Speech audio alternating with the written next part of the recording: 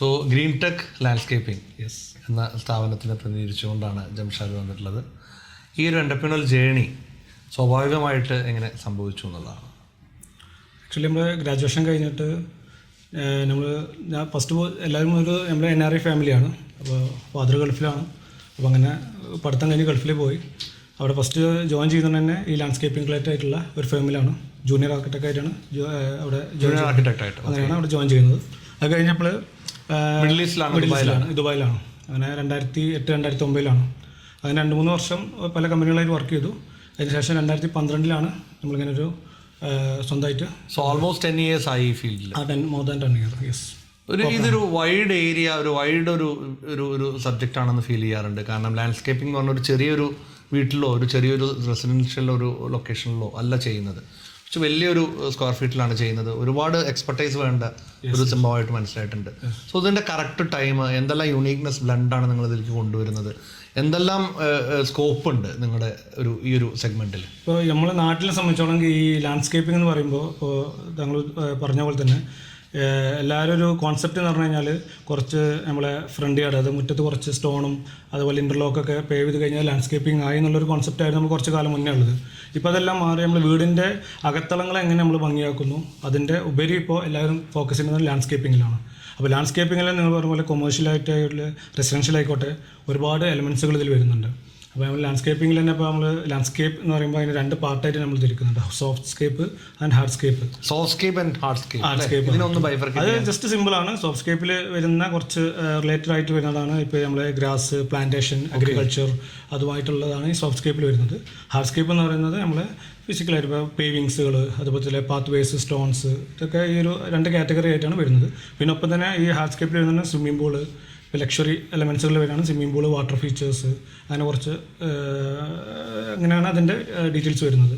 ഒരു clear shift ഉണ്ടായിട്ടുണ്ട് actually speaking. Like Dubai ഒരു മാർക്കറ്റിൽ നിന്ന് കേരള മാർക്കറ്റിലേക്ക് നിങ്ങൾ ഇൻവൈറ്റ് ചെയ്ത സമയത്ത് ആ ഒരു ഷിഫ്റ്റ് നിങ്ങൾ എങ്ങനെയാണ് ഓവർകം ചെയ്തത്? നന്നായിട്ടുണ്ടായിരുന്നു. നന്നായിട്ട് ഇവിടെ നമുക്ക് ഒരു എഡ്യൂക്കേറ്റ് ചെയ്യേണ്ടിയിരുന്നു. ഓരോ കസ്റ്റമർ കാണുമ്പോൾ അവർ തരുന്നൊരു അവരെ എൻക്വയറി എന്ന് പറയുന്നത് ജസ്റ്റ് ലാൻഡ്സ്കേപ്പിംഗ് ആണെങ്കിൽ അവർക്ക് ചിലപ്പോൾ നല്ല പ്ലോട്ട് അല്ലെങ്കിൽ നല്ല സ്പേസസ് ഉണ്ടാവും. അപ്പോൾ ഈ സ്പേസ് എങ്ങനെ യൂട്ടിലൈസ് ചെയ്യുക എന്നുള്ളതിനെ കുറിച്ച് നമ്മൾ നന്നായിട്ട് എഡ്യൂക്കേറ്റ് ചെയ്യുക ആൾക്കാരെ ഇതെങ്ങനെ ചെയ്യാന്നുള്ളത്. അപ്പോൾ നമ്മുടെ ടീം എന്ന് പറഞ്ഞത് ഡിസൈൻ ആൻഡ് ബിൽഡ് ആണ്. കാരണം നമ്മൾ ഫസ്റ്റ് ഡിസൈൻ ആൻഡ് ബിൽഡ് അപ്പോൾ ഗ്രീൻടെക് ഡിസൈൻ ആൻഡ് ബിൽഡ് എന്നാണ് ഇവിടെ നമ്മൾ ഫേമിൻ്റെ പേര്. ഓക്കെ, കമ്പനിയായിട്ട്. അപ്പോൾ ഞങ്ങൾ വെച്ചാൽ ഒരു ഡിസൈൻ പാർട്ട് ആദ്യം കഴിഞ്ഞ് ഒരു പ്രപ്പോസൽ കൊടുത്ത് പിന്നെ അതിൻ്റെ ഒരു കൺസ്ട്രക്ഷൻ ലെവലിലേക്കാണ് പിന്നെ പോകുന്നത്.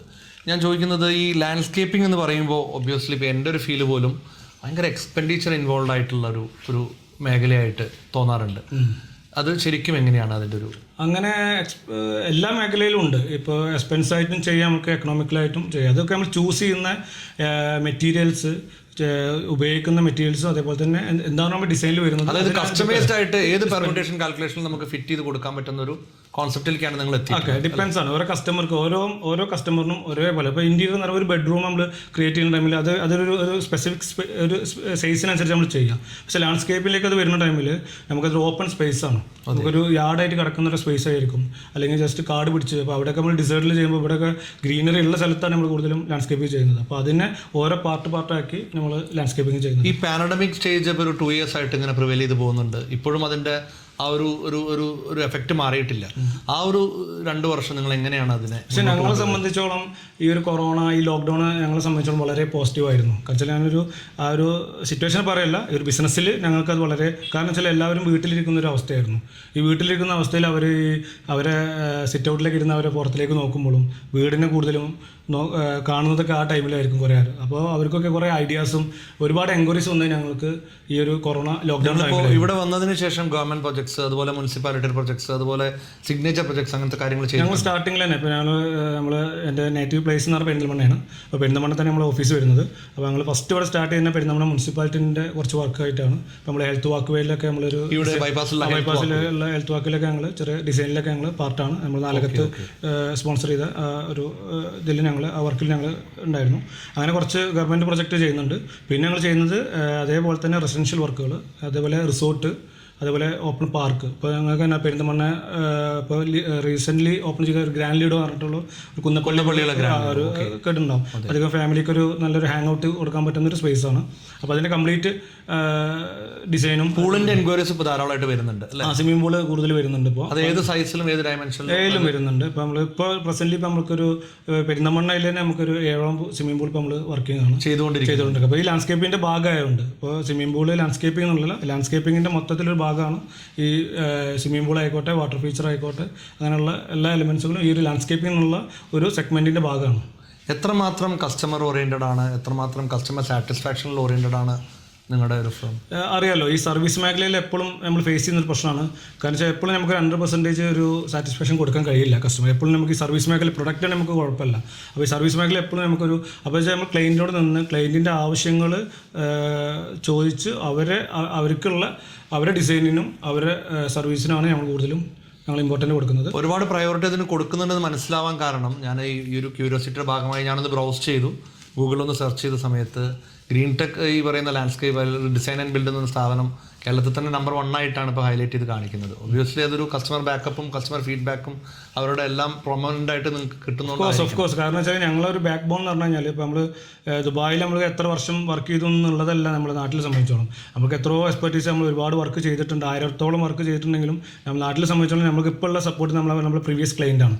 അവർ നല്ലൊരു സപ്പോർട്ട് നമുക്ക് നിങ്ങളൊരു കൺസൾട്ടൻ്റ് ആയി ചെയ്യുന്നുണ്ട്, നിങ്ങളൊരു അഡ്വൈസറി ഒരു ആക്ടിവിറ്റി ചെയ്യുന്നുണ്ട്, അത് കഴിഞ്ഞാൽ ഒരു ഫ്രീ ആയിട്ട് പോയി ഒരു ലാൻഡ്സ്കേപ്പിങ്ങിൻ്റെ ഡിസൈനുകൾ പറഞ്ഞു എല്ലാ റോൾസിലും ഉണ്ടെന്ന്. യെസ്. കാരണം വെച്ചാൽ ഞങ്ങൾ ഓരോ സെഗ്മെൻറ്റാണ്. ഇപ്പോൾ ഞങ്ങൾ കോൺട്രാക്ടിങ് ലെവലിൽ ചെയ്യുന്നുണ്ട്, ലാൻഡ്സ്കേപ്പിൻ്റെ കംപ്ലീറ്റ് കോൺട്രാക്ടിങ് ചെയ്യുന്നുണ്ട്, അതേപോലെ ഡിസൈൻ കൺസൾട്ടൻസി മാത്രം ചെയ്യുന്നുണ്ട്, അതേപോലെ ഡിസൈൻ ആൻഡ് സൂപ്പർവിഷൻ കൺസൾട്ടൻസി ചെയ്യുന്നുണ്ട്. അപ്പോൾ ഓൾ ഓവർ കേരള നമ്മൾ ചെയ്യുന്നുണ്ട്. ഇപ്പോൾ റീസെൻ്റ്ലി ഇപ്പോൾ നമ്മൾ ബാംഗ്ലൂരിലേക്കും എക്സ്പാൻഡ് ചെയ്തിട്ടുണ്ട്. ശരിക്കും പറഞ്ഞാൽ ഒരു വലിയ ജേണി ആയിരുന്നു. കാരണം 2012 ദുബായിൽ വന്നു, അതിനുശേഷം ഇങ്ങോട്ട് വന്നു, എവിടെയും നല്ല ഫുൾ ഫ്ലെഡ്ജിൽ പോയിക്കൊണ്ടിരിക്കുന്നു. സോ നിങ്ങൾക്ക് ഉറപ്പായിട്ടും ഈ യങ്സ്റ്റേഴ്സ് ഫോളോ ചെയ്യുന്ന യങ്സ്റ്റേഴ്സിനോട് ഒരു എൻ്റർപ്രീനൽ ഒരു ജേണിയിലേക്ക് വരുമ്പോൾ ശ്രദ്ധിക്കേണ്ടതായ കോൺസെപ്റ്റ്സ് കുറച്ച് എന്തെങ്കിലും അങ്ങനെ ടിപ്പായിട്ട് പറയാനുണ്ട്? എനിക്ക് പറയാൻ പറ്റുന്നത് എൻ്റെ ഫീൽഡിൻ്റെ അല്ലെങ്കിൽ ഞാൻ ചെയ്യുന്ന ഈ ഫീൽഡിൻ്റെ റിലേറ്റഡ് ആയിട്ടുള്ള ഒരു എനിക്ക് പറയാൻ പറ്റുള്ളൂ. അപ്പോൾ ഇതിലേക്ക് കടന്നു വരുന്ന പുതിയ എൻ്റർപ്രണേഴ്സിനെ നമുക്ക് പറയാനുള്ളത് എന്താ വെച്ച് കഴിഞ്ഞാൽ ഇതിനെക്കുറിച്ച് പഠിക്കുക. ബേസിക്കലി ഒരു സിവിൽ ബേസ്ഡ് ആണ്, അത് ലാൻഡ്സ്കേപ്പിംഗ്, ഹോർട്ടിക്കൾച്ചർ അതിനെ ഡീറ്റെയിലായി പഠിച്ച ഒരാളാണ്. അപ്പോൾ നമുക്ക് ഇതിനെക്കുറിച്ച് ആദ്യം പഠിച്ചതിന് അത് കുറേ ഉണ്ട്. അത് സിമ്പിളാണ്, ലാൻഡ്സ്കേപ്പിംഗ് സിമ്പിളാണ്. ഇപ്പോൾ ഇൻറ്റീരിയർ അല്ലെങ്കിൽ ഒരു എഞ്ചിനീയറിംഗ് ഒരുപാട് എലമെൻറ്റ്സ് അതിൽ വരുന്നുണ്ടെങ്കിൽ പോലും ഇതിനെക്കുറിച്ച് ഡീറ്റെയിൽ ആയിട്ട് പഠിച്ച് മാത്രമായിട്ട് ഇതിലേക്ക് വരിക. എത്രമാത്രം ഡിജിറ്റൽ സാധ്യതകളെ നിങ്ങളിതിൽ ഇൻവോൾവ് ചെയ്തിട്ടുണ്ട്? ഞങ്ങൾ കംപ്ലീറ്റ്ലി ഏകദേശം ഞങ്ങളിപ്പോൾ ഈ പറഞ്ഞ സ്റ്റാർട്ടിങ് ടൈമിൽ ഞങ്ങൾക്കിവിടെ ചൂണ്ടിക്കാണിക്കാൻ ഒരു പ്രൊഫൈലോ അല്ലെങ്കിൽ കഴിഞ്ഞ കംപ്ലീറ്റ് പ്രൊജക്റ്റോ ഒന്നും ഞങ്ങൾക്കില്ല. ദുബായിലായിരിക്കുന്ന ടൈമിൽ ഞങ്ങൾ ഒരുപാട് കൺസൾട്ടിങ് ഒരു പ്രൊജക്റ്റിൽ നിന്ന് ഭാഗമായിട്ടുണ്ടെങ്കിലും ഞങ്ങൾ ഓൺ പ്രൊജക്റ്റ് ആണ് ഞങ്ങൾക്ക് കാണിക്കാനൊന്നും ഉണ്ടായിരുന്നില്ല. പക്ഷേ ഞങ്ങൾ വന്ന ടൈമിൽ ഞങ്ങൾ ഒരു 2-3 പ്രൊജക്റ്റ് കഴിഞ്ഞിട്ട് ഞങ്ങൾ കൂടുതലും ഞങ്ങൾ മാർക്കറ്റിംഗ് എന്ന് പറഞ്ഞാൽ ഡിജിറ്റൽ മാർക്കറ്റിങ്ങിലൂടെ ആയിട്ട് ഞങ്ങളധികം ഇതിനെ പ്രൊമോട്ട് ചെയ്തിരുന്നു.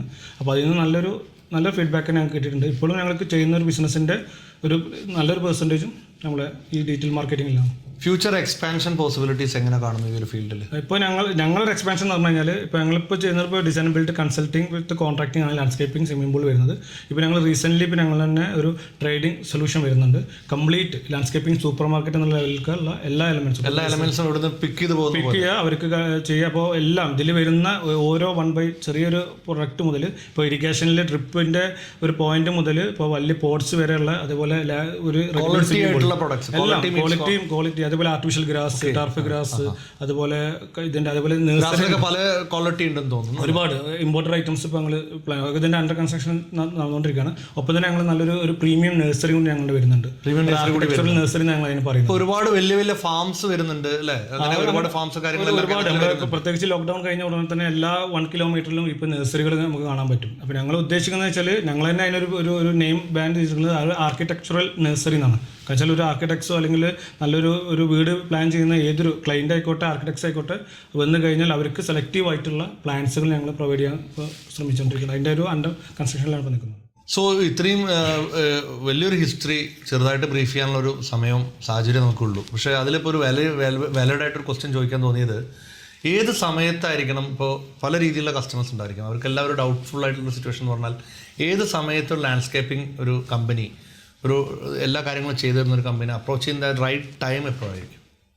അത് 2 തരത്തിലാണ് നമുക്ക് വരുന്ന അപ്രോച്ച് ആണ്. ഇപ്പോൾ വെൽ പ്ലാൻഡ് ആയിട്ടൊരു നല്ലൊരു പ്ലോട്ടിൽ നല്ലൊരു വീടും നല്ല ലാൻഡ്സ്കേപ്പിങ്ങും ഡിസൈൻ ചെയ്യണം എന്നുള്ള പ്ലാനിലൊരു വ്യക്തി ഇനീഷ്യൽ സ്റ്റേജിൽ തന്നെ നമ്മളായിട്ട് അപ്രോച്ച് ചെയ്യണം. അപ്പോൾ നമുക്ക് ആ ലാൻഡ്സ്കേപ്പിംഗ് ഇപ്പോൾ അവർക്ക് ചില കുറേ ട്രീസുകൾ അതുപോലെ കുറേ എലമെൻറ്റ്സുകൾ ആഡ് ചെയ്യണം എന്നുള്ളൊരു വ്യക്തിക്കാണെങ്കിൽ അപ്പോൾ ഫസ്റ്റ് സ്റ്റേജിൽ തന്നെ ഞങ്ങൾ അതിൽ അപ്രോച്ച് ചെയ്യണം. സെക്കൻഡ് എന്ന് പറഞ്ഞാൽ നോർമൽ ഇപ്പോൾ നമ്മൾ ഇവിടെ കണ്ടുവരുന്നൊരു ഇതിൽ ഒരു ബൗണ്ടറി വാൾ കഴിഞ്ഞ് നമ്മൾ ഇൻറ്റീരിയർ സെറ്റിംഗ് ഔട്ടൊക്കെ എല്ലാം കഴിഞ്ഞ് പുറത്തേക്ക് ബൗണ്ടറി വാളും കഴിഞ്ഞ് ഉടനെയാണ് പിന്നെ ഞങ്ങളൊരു എൻട്രി വരുന്നത്, ലാൻഡ്സ്കേപ്പിങ്ങിൻ്റെ ഒരു എൻട്രി വരുന്നത്. സോ ഒരുമിച്ച് ഒരേ സമയത്ത് പോകേണ്ട പ്രൊജക്ട്സുകൾ ഉണ്ടെന്നാണ് അല്ലേ? അങ്ങനെ ഉണ്ട്. അപ്പോൾ അതായത് ഇനീഷ്യൽ സ്റ്റേജിൽ തന്നെ അപ്രോച്ച് ചെയ്യാം, അത് കഴിഞ്ഞാൽ നെക്സ്റ്റ് ഒരു സ്റ്റേജ് കൂടി ഉണ്ട്. അങ്ങനെ ആകുമ്പോൾ ഒന്നുകൂടി ഈസി ആയിരിക്കും. അല്ലാന്നുണ്ടെങ്കിൽ നമ്മൾ പറഞ്ഞില്ല ഒരു സൈറ്റ് ബെറ്റർ ഫസ്റ്റ് സ്റ്റേജിൽ തന്നെ ഹാൻഡ്സ് ഓൺ ആയി ഒരുമിച്ച് ജോയിൻ ചെയ്ത് ഡിസ്കസ് ചെയ്ത് അങ്ങനെ കാര്യങ്ങൾ പ്ലാൻ ചെയ്ത് പോകാന്നുള്ളതാണ്. ഇനിയൊരു ക്വസ്റ്റ്യൻ എന്ന് പറഞ്ഞു കഴിഞ്ഞാൽ നിങ്ങളുടെ മാഗ്നിറ്റ്യൂഡിനനുസരിച്ച് ചോദിക്കേണ്ട ഒരു ചോദ്യമാണ്. Down the line obviously four 5 years എവിടെയായിരിക്കും നിങ്ങളുടെ ഒരു പൊസിഷൻ, നിങ്ങളുടെ ഒരു ആൻറ്റിസിപ്പേറ്ററി പൊസിഷൻ എവിടെയായിരിക്കും? ഞങ്ങളിപ്പോൾ പ്ലാൻ ചെയ്യുന്നത് ഇപ്പോൾ ഒരു ഹൈപ്പോത്തറ്റിക്കൽ ആണ് ക്വസ്റ്റ്യൻ. അല്ല, ഞങ്ങളിപ്പോൾ നോർമലി എന്തായാലും ഒരു ഗോൾ സെറ്റിംഗ് വേണമല്ലോ. അപ്പോൾ ഞങ്ങളിപ്പോൾ പ്ലാൻ ചെയ്യുന്നത് ഒരു എൻഡ് ഓഫ് ദ ഇയർ അല്ലെങ്കിൽ നെക്സ്റ്റ് വർഷത്തോടെ നമ്മൾ കേരളത്തിലൊരു നമ്പർ 1 ലാൻഡ്സ്കേപ്പിംഗ് ലീഡിംഗ് കമ്പനി ആവണമെന്നുള്ളതാണ് ഞങ്ങളൊരു confidence in your eyes. Yes, of course. അത് കഴിഞ്ഞാൽ പിന്നെ സൗത്ത് ഇന്ത്യ അങ്ങനെ അതാണ് പ്ലാൻ. അതന്നെ പ്ലാൻ, ഓഫ് കോഴ്സ്. എല്ലാം നടക്കട്ടെ. സോ നിങ്ങളിപ്പോൾ BNI എന്ന് പറഞ്ഞ ഒരു ഗ്ലോബൽ ഒരു ഇൻസ്റ്റിറ്റ്യൂഷൻ, നെറ്റ്വർക്കിംഗ് ഇൻസ്റ്റിറ്റ്യൂഷൻ്റെ ഒരു ഭാഗമാണ്, ഒരു വലിയൊരു പ്ലാറ്റ്ഫോമിലാണ് ഉള്ളത്. ഈ വന്നത് ബിഫോർ ആൻഡ് ആഫ്റ്റർ എന്ന് പറയുന്ന ഒരു സ്റ്റേജ് ഉണ്ട്. നമ്മൾ ബിഫോർ BNI ജോയിൻ ചെയ്തതിന് ശേഷം എങ്ങനെ നമുക്ക് ആ ഒരു നർച്ചറിങ് വന്നു, ആ ലേണിംഗ് പ്രോസസ്സ് കൂടെ എങ്ങനെ പോയിക്കൊണ്ടിരിക്കുന്നു, ഏത് ലെവലിലാണ് നിങ്ങളിപ്പോൾ അതിനെ റേറ്റ് ചെയ്യുന്നത് BNI എന്ന് പറഞ്ഞൊരു? ഞാൻ തുടക്കത്തിൽ പറഞ്ഞ പോലെ ഞങ്ങളിവിടെ മാർക്കറ്റിൽ വന്ന ടൈമിൽ ഞങ്ങൾക്ക് ഈ സോഷ്യൽ മീഡിയ അതേപോലെ പ്രിൻറ്റഡ് മീഡിയ അങ്ങനെയുള്ള ഒരു അഡ്വർടൈസ്മെൻറ്റിലൂടെ ഞങ്ങൾ വർക്കുകൾ വന്നിരുന്നതിനെക്കുറിച്ച്. പിന്നെ ഇപ്പോൾ എല്ലാ ക്ലയൻസിൻ്റെ റെഫറൻസിലൂടെ വരുന്നുണ്ട്. പിന്നെ BNI എന്നുള്ള പ്ലാറ്റ്ഫോമിലേക്ക് ഞങ്ങൾ വന്നതിന് ശേഷം ഞങ്ങളിപ്പോൾ ഏകദേശം എന്ന് പറഞ്ഞാൽ നമുക്ക് റെഫറൻസ് ബിസിനസ്സാണ് കൂടുതലും ചെയ്യുന്നത്. ഇപ്പോൾ ഓൾ ഓവർ കേരളയിൽ നമ്മൾ ഈ BNI ത്രൂ ഞങ്ങൾ വർക്ക് നെറ്റ്വർക്കിങ്ങിൻ്റെ സ്ട്രോങ് നന്നായിട്ട് ഞങ്ങൾക്ക് ഇതിൽ ഫീൽ ചെയ്യുന്നുണ്ട്. കാരണം വെച്ചാൽ അതിൻ്റെ ഒരു നല്ല അതുപോലെ ബിസിനസ്സിൻ്റെ ഗ്രോത്ത് പറഞ്ഞപ്പോൾ ഒരു 30% എബോ ഞങ്ങൾ ഗ്രീൻടെക് ചെയ്യുന്ന ഒരു ബിസിനസ് ഇപ്പോൾ BNI ത്രൂ ആണ്. ഇപ്പോൾ BNI എന്നുള്ളൊരു പ്ലാറ്റ്ഫോം റെഫറൽ ഒരു വാല്യൂസിലൂടെ അങ്ങനെ പോയി കഴിഞ്ഞാൽ അല്ലേ ഒരു വല്ലാത്തൊരു സ്റ്റേജിലേക്ക് പോകാൻ കഴിയും, വലിയൊരു ബ്രൈറ്റ് ഫ്യൂച്ചർ ഉണ്ടാവും എന്നുള്ളത് ഉറപ്പാണ്. So thank you for joining the session. It was wonderful. Thank you.